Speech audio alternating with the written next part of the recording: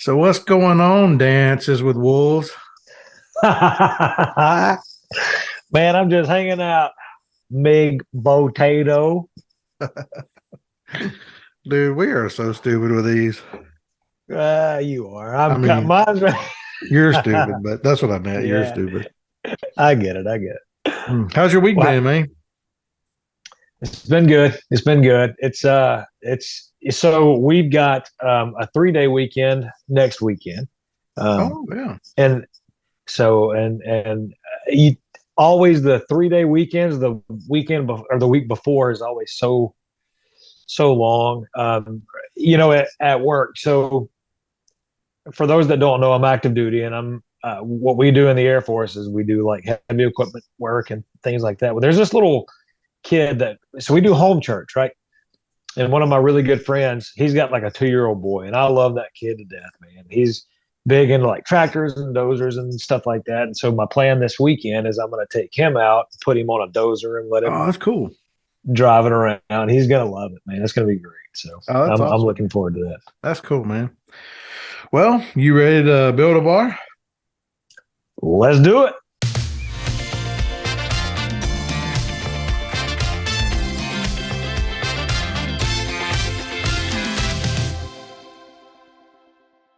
All right, man. So what do you have for us to add to our bar tonight? I've got a bottle of Clorox, and hear me out. I'm kidding. Sounds delicious. It sounds delicious. We've done everything from scotch to bourbon to rye and everything. And I thought to myself, I said, Self, we're going to do a gin. Ooh. Okay. Courtney's grandfather loves gin, and I make gin, and he loves the stuff that I make. But one of my favorites is Bombay Sapphire gin. And so I would like to explain why I think this would be very good to add to the bar. All right. Before you do that, I do have a question. So I know a little bit about gin, and I've heard the term bathtub gin. Now, is Yes. it true that you just get in the bathtub and you just kind of bathe around in the liquid and it turns it to bathtub gin because you're kind of just in there naked, flailing and flopping around? Flailing and flopping around. Have you ever seen the movie Big Daddy? Yeah.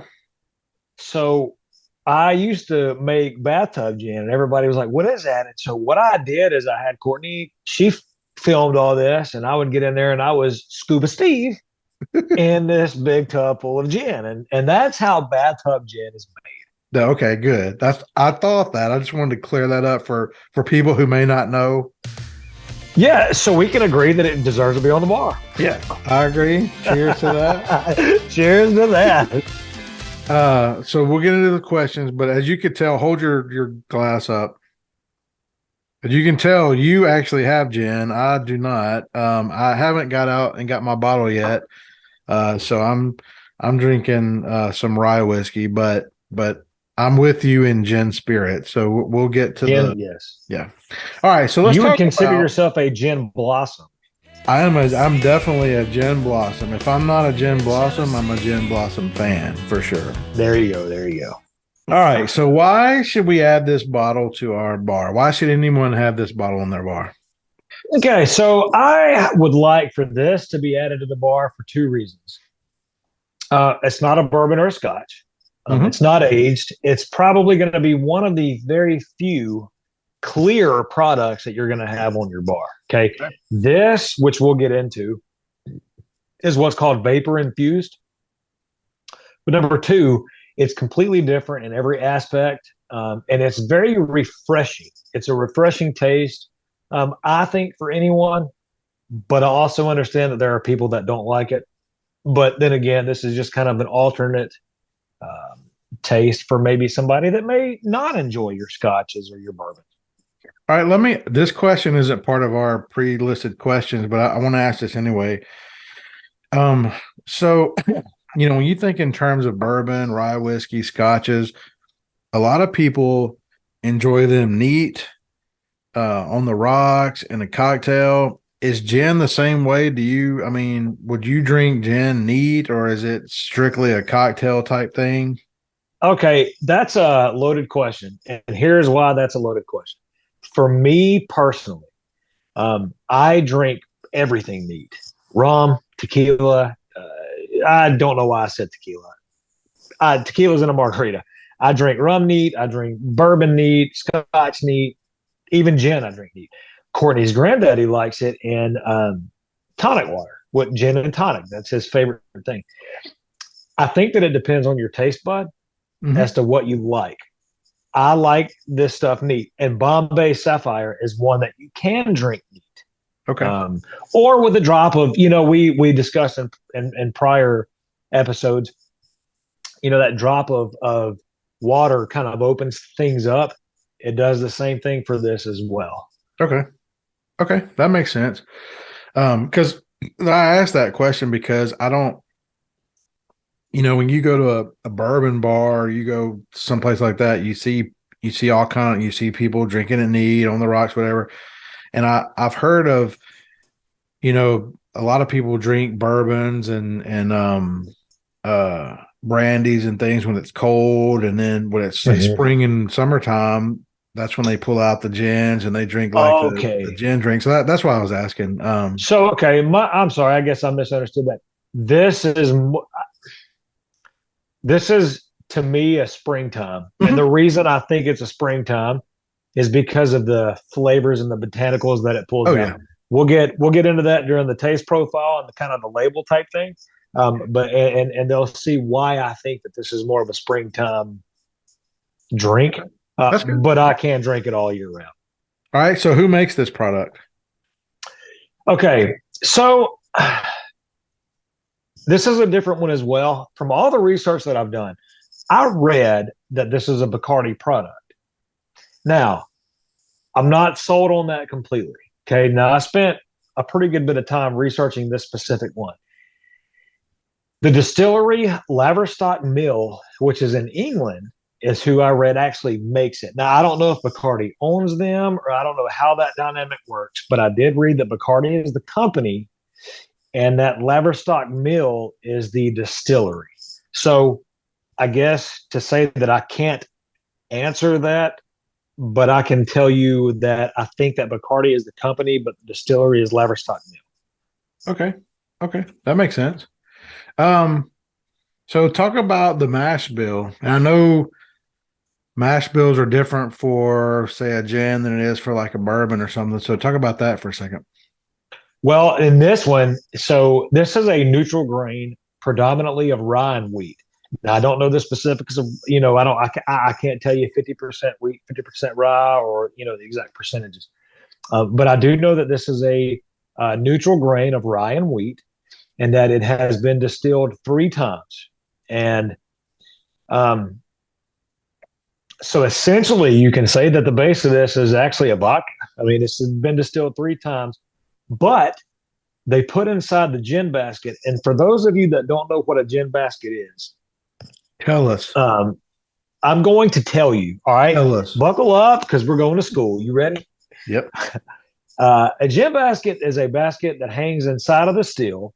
And what I said earlier about being vapor infused, as the vapor passes through certain botanicals and certain things like that, it picks up that flavor.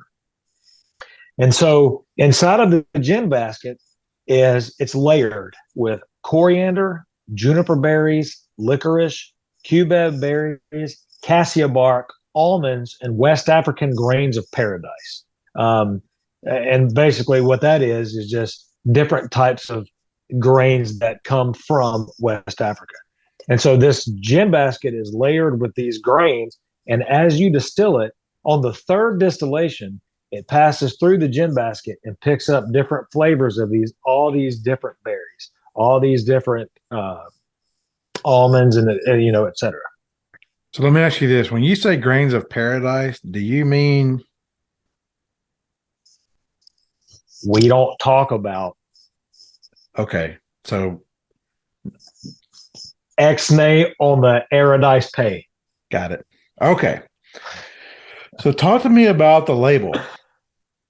So we always say that, like, tell me what's on the label, and for a lot of times that doesn't mean anything, but we're talking about kind of the idea behind it or the group, but this label is different. So tell me about the actual label of this thing. Okay. The coolest thing about this, and I was actually 2 days ago years old when I found this out, but this name, so if you look at the actual bottle of gin, I mean, the actual bottle is blue. It's a blue bottle, and it's got a picture of a lady, and there's a gin up underneath her. And I've always wondered, I was deployed in 2019, and where I was, you could have, you could have, yes, Sorry. you're fine. That's so awesome. Sorry. You definitely know I'm going to point that out whenever it happens. Yeah, I didn't even see it. I'm over here looking around. Well, I started laughing earlier because I saw her go into the bathroom and then I saw her come out. She can't get low enough. All right. Go ahead. So I was deployed in 2019, and over there in the specific location that I was, we were able to have drinks. And one of the drinks that they had was this gin. And the bottle is blue. It's got this. And so I've always wondered kind of what it was. And so what it is that the gin pictured on the bottle is named after a 182 carat Star of Bombay, discovered in Sri Lanka in India, and given to a silent movie star named Mary Pickford and her husband, Douglas Fairbanks Sr. Okay. So the lady that you see in that bottle or on the bottle is Mary Pickford, and that sapphire up underneath it is the actual 182 carat gem. Okay. The gem was developed out of a Bombay dry gin in the 80s by Michael Rue of Caroline Importers. And so it's a dry gin. It's a London dry gin. So stop right there. So I assume when you say dry gin, it's kind of like wine. You have dry wines and sweet wines. So the dry wines are kind of dry, and so it's based on the flavor, correct? Well, so with wines, your sweet wines haven't been either. They've been one of two things. They've either been not completely fermented out, or once they've been fermented out, they've been back sweetened. Your dry wines have been completely fermented out to give that mouthfeel. Mm-hmm. Do that dry again. Gin is, Do that again. There it is. Yep. There, yeah, you got it. Do you feel that to your soul? Oh yeah, for sure. Well, dry gins you can't feel to your soul, because what dry gin means is that there are no artificial sweeteners or flavors. The flavor that you get relies 100% on the botanicals. If it's sweet, it's because of the botanicals, because of the licorice or the almonds or whatever. So dry gin means that it is 100% reliant on the botanicals that you place in the gin basket. I did not know that. So interesting. So either you're lying or that's really good information. I do not fact check me. Please do not, but I'm telling you the truth. All right. So does this bottle have any other expressions? It does. And honestly, I did not think that it did. Going into this, I wasn't sure that it did. However, it's got 3 different expressions. See if you can guess them. Nope. Nope. There's Bombay dry gin, which is actually where this comes from.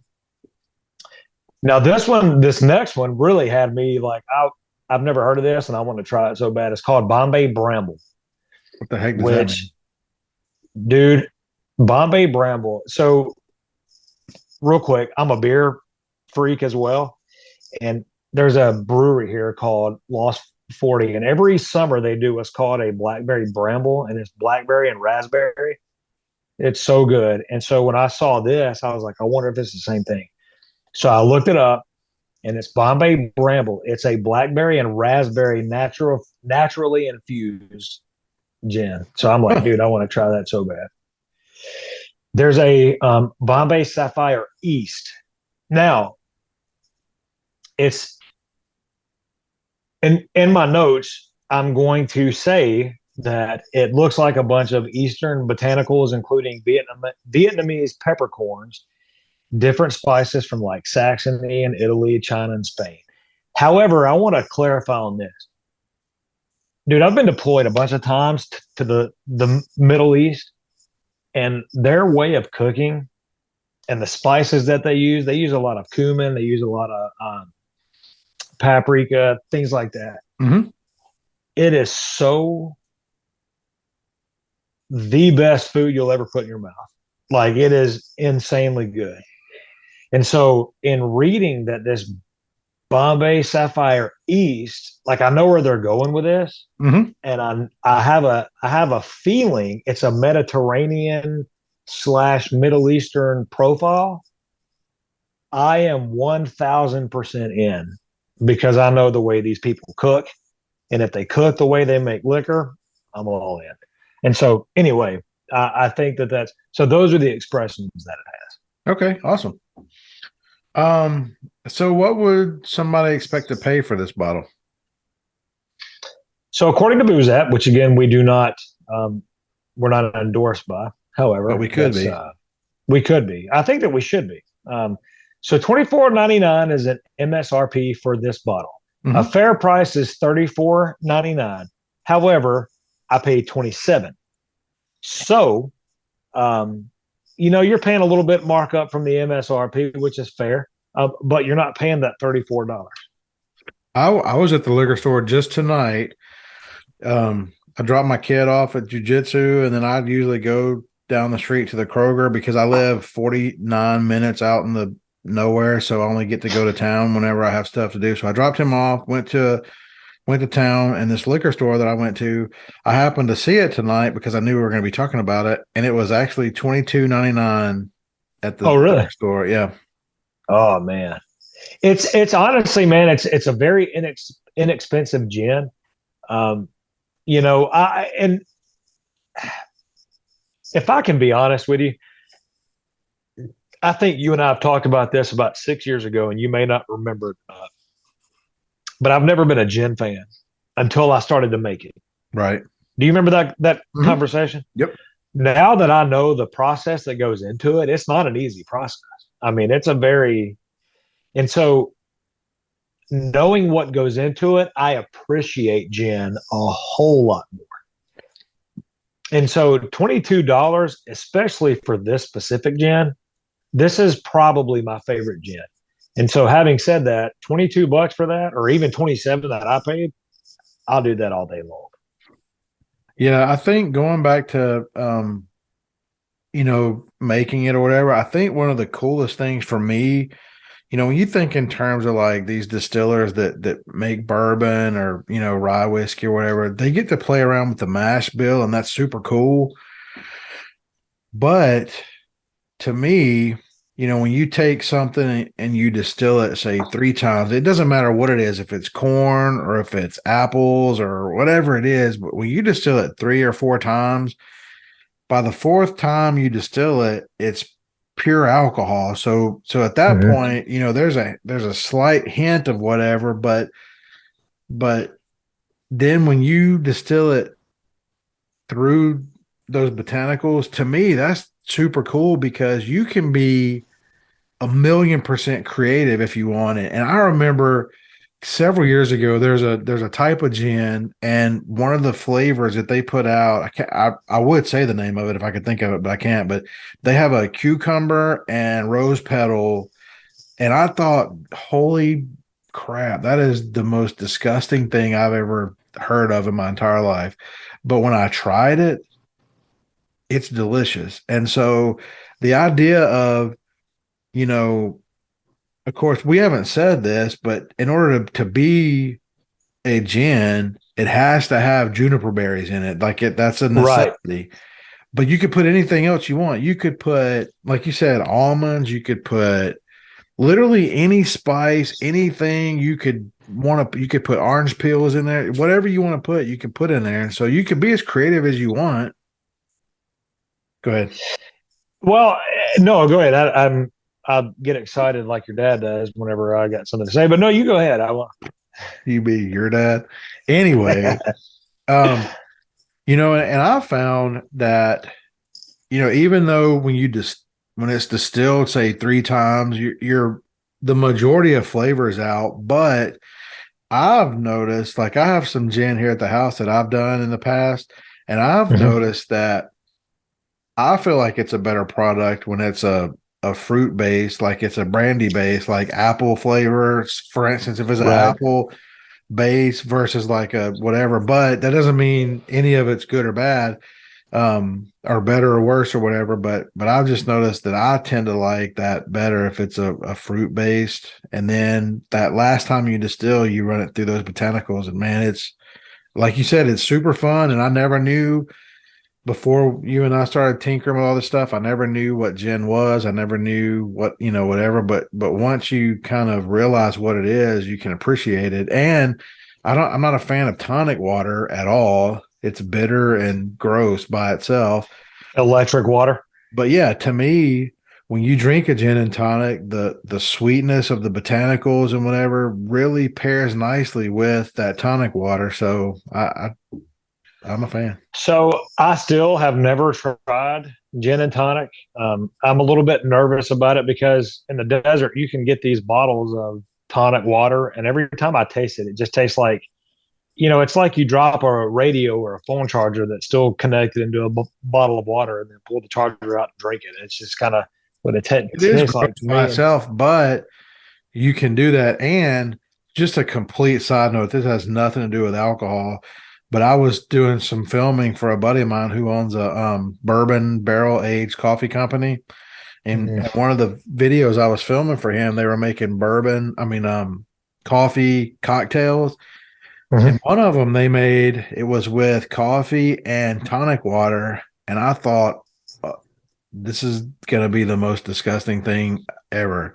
But I became such a fan of it that when I started drinking coffee, I was 47 years old before I started drinking coffee because of this company and because of all this. But yeah, I started drinking tonic water and coffee because it tastes so good together. And so I would just never drink tonic water by itself, but with gin and with, coffee, the sweetness of that pulls out from that. So it's a good mix for sure. I will try that. Going back really quick, a quick story. There's a guy that I work with, and he's going to listen to this, and he's going to know exactly who he is. Chris Johnson. He, I did a gin one time with the cucumbers, and I know that it sounds terrible. It is phenomenal. Oh yeah. And I did the cucumber gin. And he was like, "Hey, man, can I have a pint of it?" I gave him a pint of it. Well, his wife was out doing, he had made a drink with this cucumber gin, and he was out doing yard work. And he said, "Man, I walked inside just at the time my wife took my cup and was turning it up because she was weed eating and she was, thirsty and whatever." Anyway, long story short, he was like, "Stop." And by that time, she was like, immediately like, not only is she loopy, but she's like, "This is really good." So I get a text one Thursday night at 9:40, and it's like, "Hey, do you have any more of the cucumber gin?" And now he raises bees, and he's like, "Do you have any more of that gin?" Like, "Yeah, I got like a gallon of it." "Why?" He's like, I need a quart. My wife really likes it." I said, "Yeah, absolutely. I'll bring it to you tomorrow." So anyway, it's this story that I found out that I was allergic to honey. He traded me a quart of honey for a quart of this gin, and I'm allergic to honey now. So, because you're dumb. Yeah, because I'm stupid and dumb, and you're dumb. Yeah, I'm dumb. All right, so let's get to how hard or easy is this bottle to find? This is easy, man. Like I said, I have found this in every state that I've been to. Not only that, but I found it in every deployed location that, or TDY location that we can drink.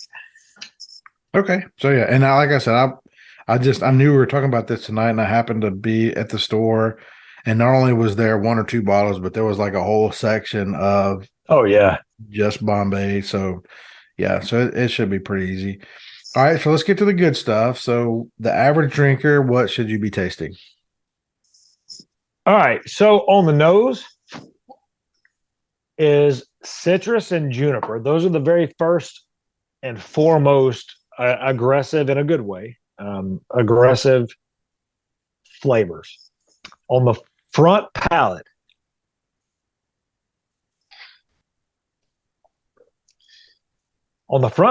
is a citrus and berry taste.